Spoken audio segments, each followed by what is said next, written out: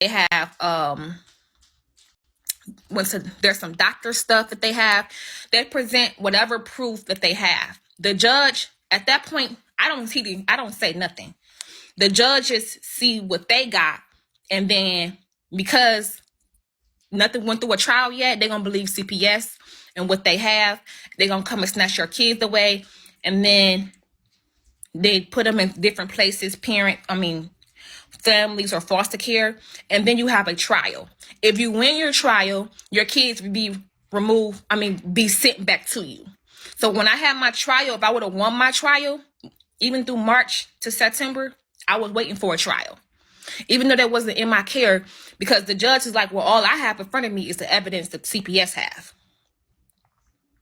They didn't even hear my side of the story at that point. So if I would have won my trial, then they would have been sent right back to me. But if you don't win your trial, then the kids become awarded to the state. So nobody don't have custody of nobody. The kids is awarded to the state. Then they give you a treatment plan. Depending on how bad it is, some people they lose all parental rights. But depending on how bad it is, you got to go through CPS, and you got to go through criminal, which means you can get locked up for what you did, for your neglect.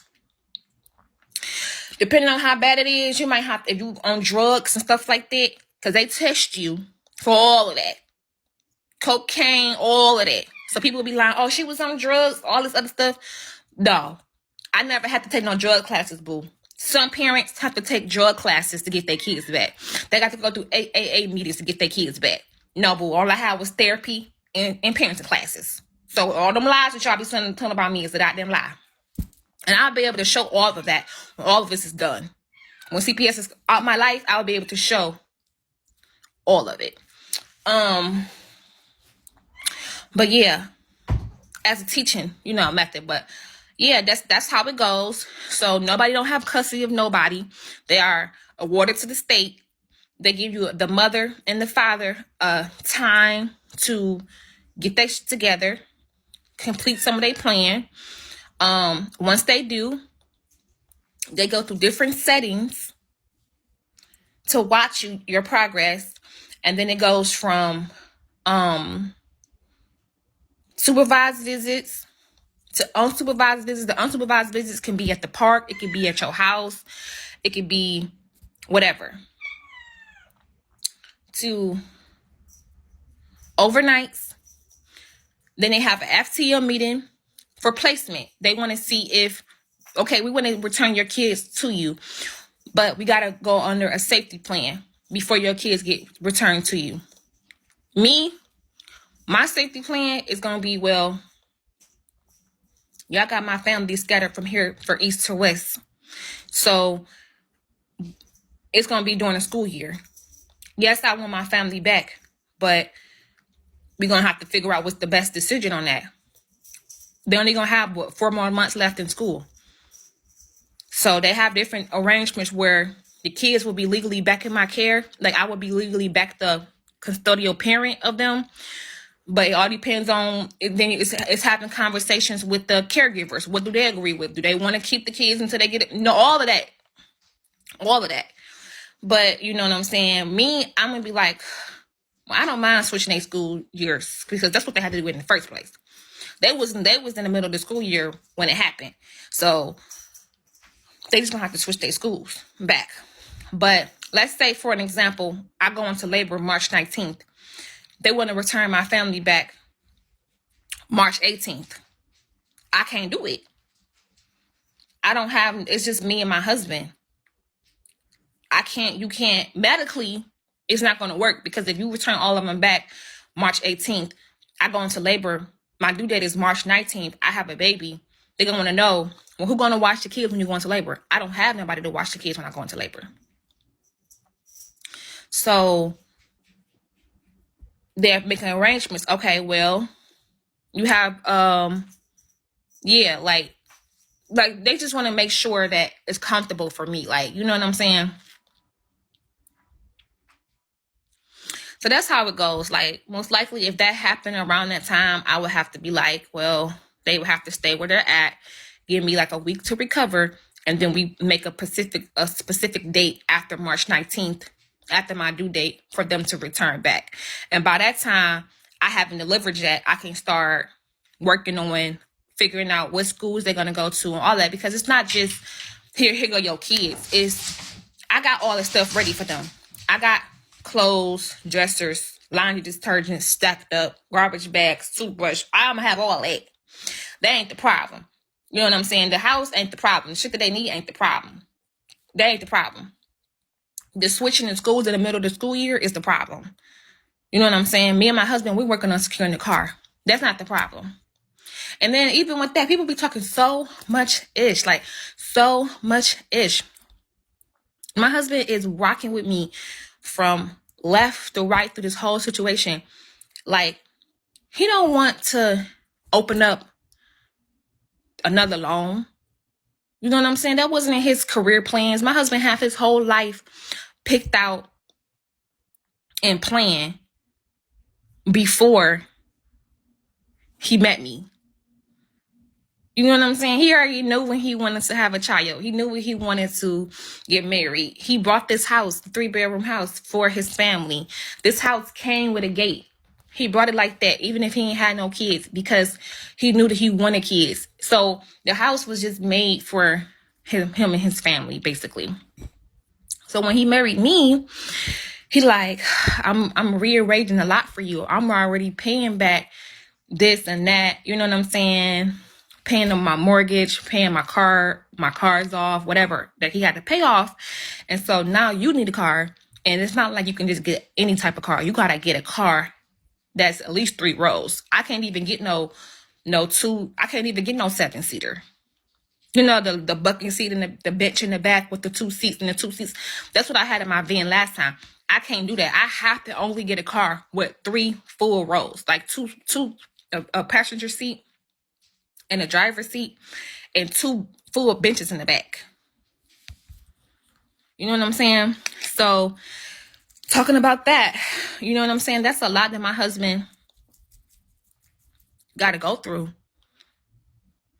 So it's a lot that's been said about that. He like, you know, you're going to have to be humble. My husband be telling me, schooling me, like, are you trying to impress Vigo? I'm like, no, I'm not trying to impress Vigo. He's like, well, you know, I already got other stuff that I'm paying off and I'm focusing on. So if I get you a car, it may just have to be like something that's just going to ride. Well, I said, we could get something that's going to ride. We're not about to get no 1999 Oldsmobiles, boo.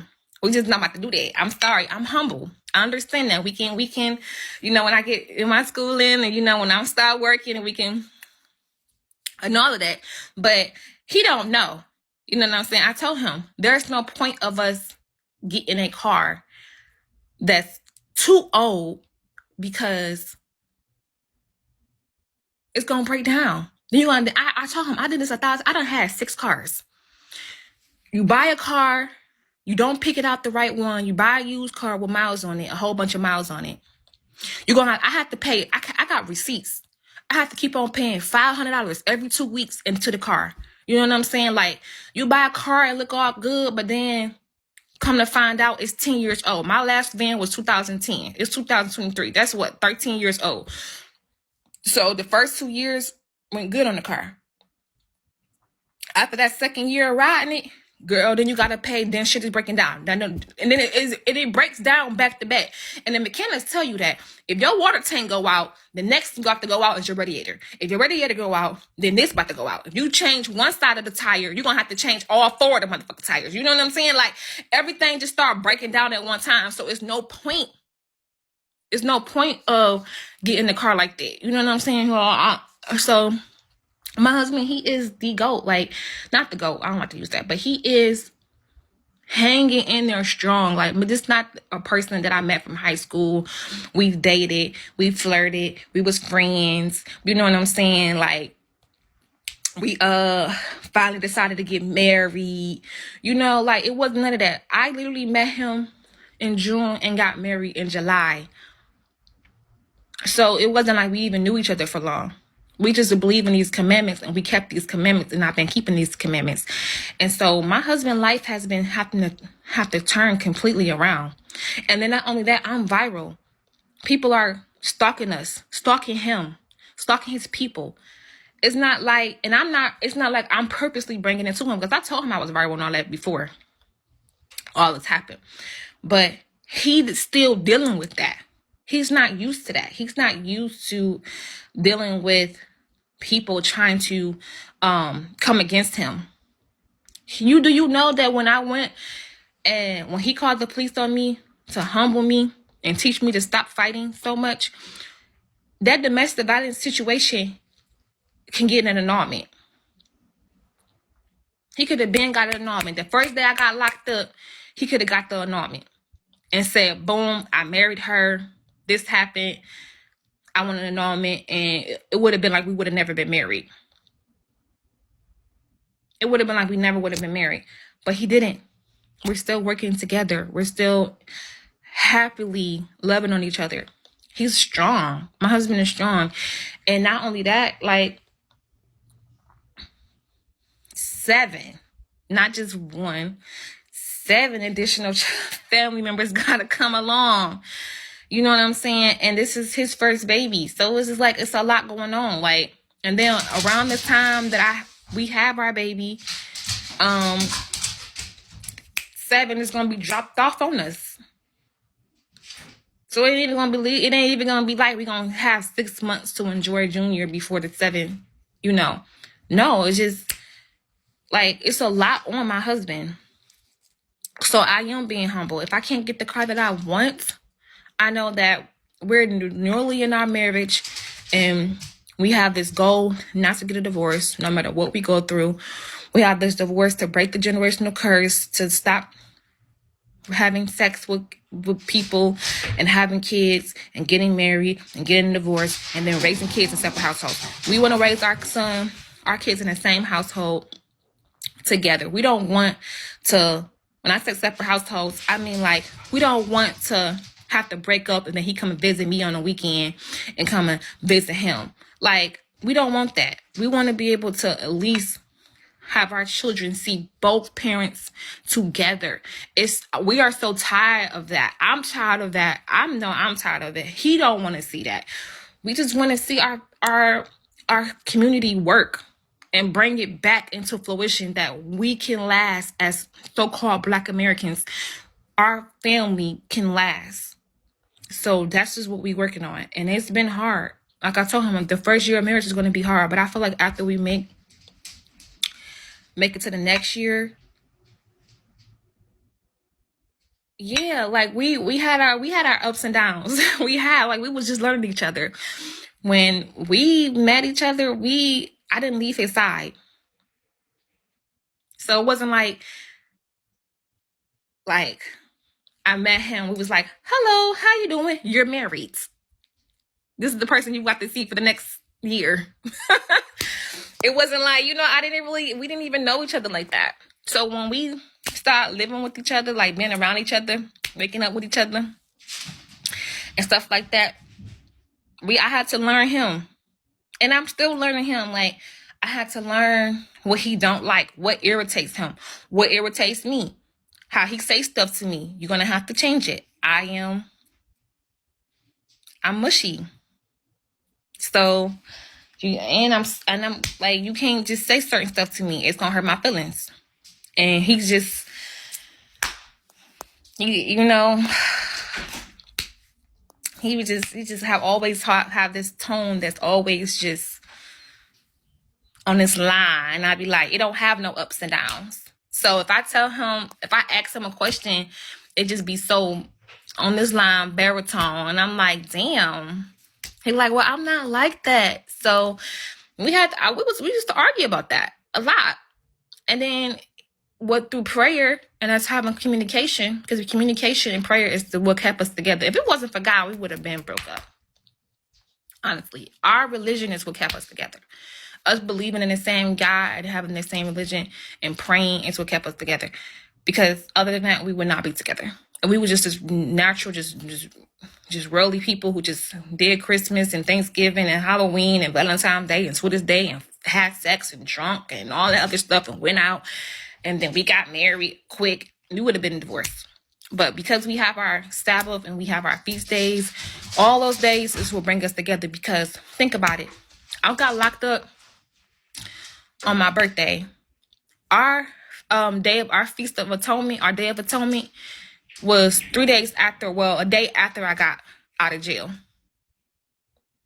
It was the day before. No, I'm sorry, the day after. So after I got out of jail, so if I got out of jail like on the 23rd, our Feast of Atonement was the 24th. And the Feast of Atonement is about forgiveness. It's about fasting. It's about, we fast and don't eat nothing from sunup to sundown, from Friday sundown to Saturday sundown. You don't eat nothing.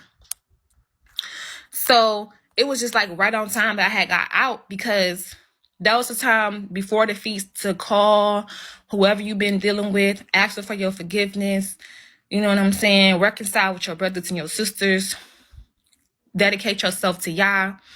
And stuff like that. And so that day during our fast, we don't be in the same room together and stuff like that. I was at my house. He was at his. We talked before it. And we talked afterwards. But that fast came right on time. Like, so just certain stuff that happened kept us together through our faith. And yes, we do celebrate birthdays. We don't celebrate birthdays with candles. You will never see me blow out a candle. We don't believe in that. We only celebrate monumental birthdays. That video that y'all see on YouTube in 2018, when the police officers took my car, I was 25 years old. That's when I met my twin's father. He was 45. Okay? That's when I was carrying Matthew. I was 7 months old. I was 7 months during that time where I got arrested. That was the last year I celebrated my birthday, other than this year I was supposed to celebrate. So I was 25 years old. I just turned 30 this year. So it was time for me to celebrate. The next time I would celebrate my birthday is when I'm 35. I don't get no redo. Just because that happened to me on my birthday, that don't mean I get to celebrate when I'm 31 years old. I don't celebrate next year. My husband, I met him. We was already together. We was already engaged to be married during his birthday. I didn't say happy birthday to him. It was like a normal day. He turned 39. Next year, he'll be 40. He gets the birthday. That means he gets gifts from me. We go out, whatever I want to do for him for his birthday. 40 is a monumental year. So we only celebrate monumental years. That's it. That's all. People keep on talking about my twins and all that other stuff. I wasn't seeing them. They stopped my business during that time. So I didn't get them anything for their 1 year old birthday. And I wasn't talking to their daddy. He had the ball on his court. He thought he was eating it. I couldn't talk to my kids that time. They cut off all my visitation rights. But for my son, my youngest son, he turned 5. He got a big car that he can ride in. He got a whole Nike Fit, Jordans, a whole everything down to the socks. Like, he got everything. That was his 5-year-old gift. And then CPS threw him like a party at the facility. They wanted to put candles on the cake. We didn't put, I said, I thank y'all for the cake, but we can't put the candles on it and we can't sing happy birthday. Because that's idolizing. We don't believe in that. So, yeah, we don't sing happy birthday. We don't put candles on the cake. Like, my son, he'll be 12 next year. My oldest son, he'll get a birthday. Like, from me. When I say from me, that means if I was cool with them and he was turning 12, then I would love to talk to CPS and see if I could have did something. But he was turning 11, so what's the point of me calling? You wasn't going to get no happy birthday with me if you were living with me. I don't give a damn if you don't like it. This is what we do in our family. And I keep on telling y'all, I'm not watching y'all. Y'all watching me. You don't get to dictate what I do and our customs that we keep. You follow this. It don't matter if we was African or Chinese. It's certain customs that we're going to do. Like, Chinese have they have their New Year's. Like, this is our customs. Like, if you don't like my customs, then don't like it. It's not for you. I've been doing this for years. It ain't going to change just because I got on Bigo. Okay? That's number one. Then number two. Number three, my child, my daughter, she won't get a birthday from me. Like if we was on live and when I get them back and y'all be like, oh, her birthday is around this time, would I accept gifts for her? Yeah, I was like, these people got these from gifts. Did you turn another age? Since you turned 15. But she won't be getting nothing from me. And I'm going to let y'all have y'all moment. Like, how people buying stuff? Okay, whatever. Y'all already knew this already. My child, my oldest daughter won't get a birthday from me until she turns 16. She's 14. Her next monumental year is 16, so she'll get a sweet 16. And after she turns 16, the next birthday she'll get from me will be 18. And then from there, it's 21. And then from there, it's 25, like I did. And then from there, it's 30, like I was trying to do. So it just is what it is. I don't even know how many times I got to explain this shit. Like, my only reason why my son is getting a birthday when he's 12 is because in our Hebrew customs, when a male child turns 12, he is celebrated to be a man, basically. That's why they have, in the Jewish customs, they have the, you know, what they call it, y'all? What the Jews do? They put them up in a chair, do all that other stuff. When they turn 16, I think the Jewish customs and some custom give the girls a quinceañera or some shit. That's in different cultures, but we know. Yeah, bar mitzvah. Bar mitzvahs is nowhere in the Bible. Bat mitzvahs, yeah. But that's the Jewish customs. But in our customs, when a male child turns 12, he is considered as a dog. So I'm just giving y'all examples of different cultures that do certain things when they turn certain ages. But Jewish is they're not the real Jews. We the real Jews. Okay? And just to let you know, what I be saying about these white people is factual. You could turn to a scripture in Amos that says that Gaza, and I can read it to you verbatim. Let me share my other phone. That Gaza going through what they're going through right now, it's biblical. It's because the fake Jews sold us into Edom, which is Esau. It talks about Gaza, the Philistines, the fake Jews. All that's happening right now.